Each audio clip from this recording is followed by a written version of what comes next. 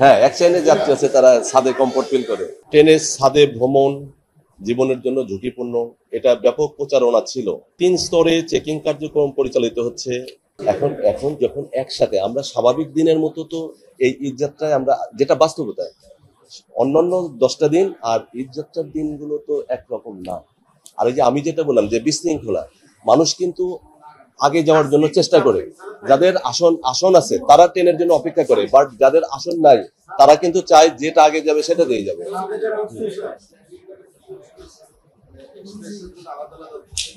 না, standing ticket তো ট্রেনের নাম আলাদা থাকে, বাট তারা জানে যে আমি এই ট্রেনের জন্য অপেক্ষা করে কি হবে, আমি তো সিট পাবো না, আমি এই ট্রেনে চলে যাবো।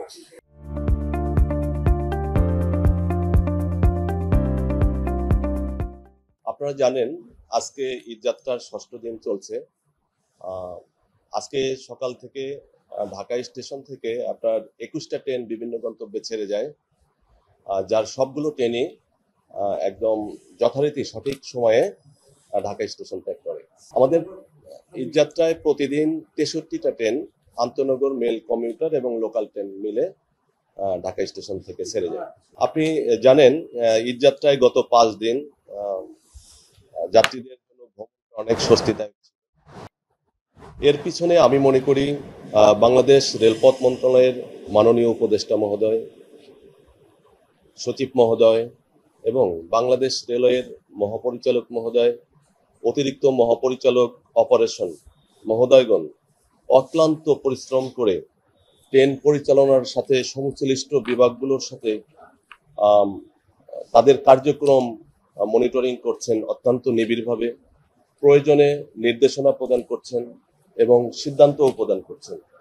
এছাড়া রেলপথ মন্ত্রণালয়ের উচ্চ পর্যায়ের কর্মকর্তাগণ এবং বাংলাদেশ রেলওয়ের উচ্চ পর্যায়ের কর্মকর্তাগণ সরজমিনে স্টেশনে অবস্থান করে ট্রেন পরিচালনা সংক্রান্ত বিষয় পর্যবেক্ষণ করছেন এবং মাঠ পর্যায়ে বাস্তবায়নকারী বিভাগ, বিশেষ করে প্রকৌশল বিভাগ, মেকানিক্যাল বিভাগ, সিগন্যাল বিভাগ এবং পরিবহন বিভাগ, সকল কর্মকর্তা এবং কর্মচারীদের সম্মিলিত প্রচেষ্টার একটা ফল। মেকানিক্যাল বিভাগ পূর্ব থেকেই তাদের এই যে লোকোমোটিভ সরবরাহ, এই ব্যাপারে তারা দিন রাত অক্লান্ত পরিশ্রম করছেন। প্রকৌশল বিভাগ তাদের রেলপথ মেইনটেনেন্স যথাযথ সময়ে এবং তাৎক্ষণিক কোনো প্রবলেম হলে তাৎক্ষণিক সেটা সমাধান, সিগন্যালিং ব্যবস্থা সচল রাখা এবং ওভারঅল পরিবহন বিভাগ সকলের সাথে সমন্বয় করে এবং মানে যথাযথভাবে সমন্বয়টা যথাযথ হওয়ার কারণে আজকে ট্রেনগুলো সঠিক সময়ে ঢাকা স্টেশন ত্যাগ করেছে। আমরা 2-1টি ট্রেনের ছাদে বিক্ষিপ্তভাবে কিছু যাত্রীদের ভ্রমণ করতে দেখেছি। 3 স্তরে চেকিং কার্যক্রম পরিচালিত হচ্ছে। স্টেশন প্ল্যাটফর্মে ভ্রাম্যমাণ মোবাইল কোর্ট পরিচালিত হচ্ছে। এরপরেও বেশ কিছু যাত্রী স্টেশনে ট্রেনের ছাদে ভ্রমণ করতে দেখা যায়। আমাদের রেলওয়ে প্রশাসনের পক্ষ থেকে যথেষ্ট প্রস্তুতি এবং প্রচেষ্টা ছিল, তারপরেও আমরা শতভাগ সফল হতে পারিনি।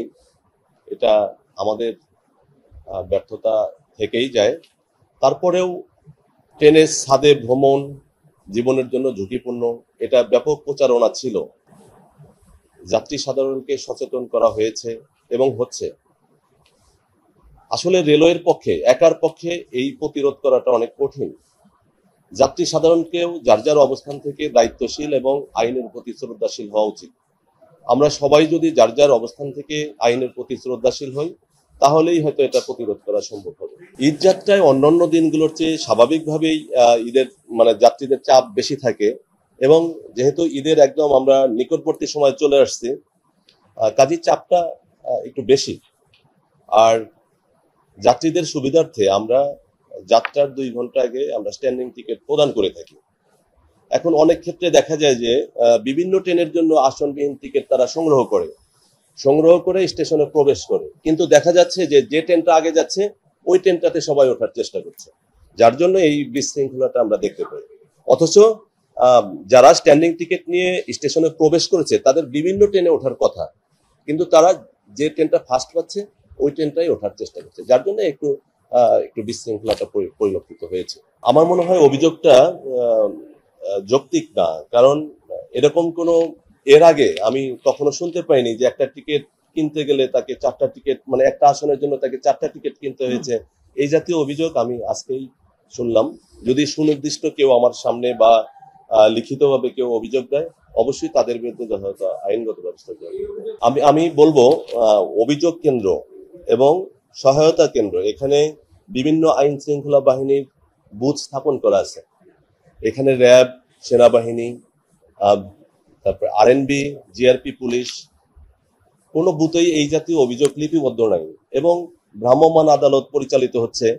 ভ্রাম্যমাণ আদালতের কাছেও এই জাতীয় অভিযোগ উত্থাপিত হয়নি, এমনকি আমার কাছেও এই জাতীয় অভিযোগ নিয়ে কেউ আসেনি। ঈদযাত্রায় যে ট্রেনগুলো যাচ্ছে এবং ফেরত যাত্রায় আসছে ঢাকায়, কিছু কিছু স্টেশনে যাত্রীদের ওঠানামার কারণে এবং সেফটির নিশ্চিত করার জন্য যে নির্ধারিত সময়টুকু বুক থাকে তার চেয়ে বেশি সময় ব্যয় হচ্ছে, যার জন্য স্বাভাবিকভাবে যে ট্রেনটা যাচ্ছে আবার সেটা ঢাকায় রিটার্ন করতে কিছুটা বিলম্ব হচ্ছে। এই বিলম্বতার সময়টুকু হ্রাস করার জন্য আমরা অতি দ্রুত যেটুকু সময় পরিষ্কার পরিচ্ছন্নতার জন্য প্রয়োজন, আমরা সেইটুকু সময় পাচ্ছি না। অল্প সময়ের মধ্যে এটা গাড়িটাকে রেডি করে আবার পুনরায় চালানোর জন্য কিছু ত্রুটি থেকে যেতে পারে। Near about 65,000। আপনারা জানেন আমরা গত 5টা দিন ঈদযাত্রায় যাত্রী সাধারণের জন্য অনেকটাই স্বস্তির ছিল। আমি আশা করব আজকে এবং ঈদযাত্রার শেষ দিন আগামীকালকে যাত্রী সাধারণের জন্য ভ্রমণ স্বস্তিদায়ক হবে।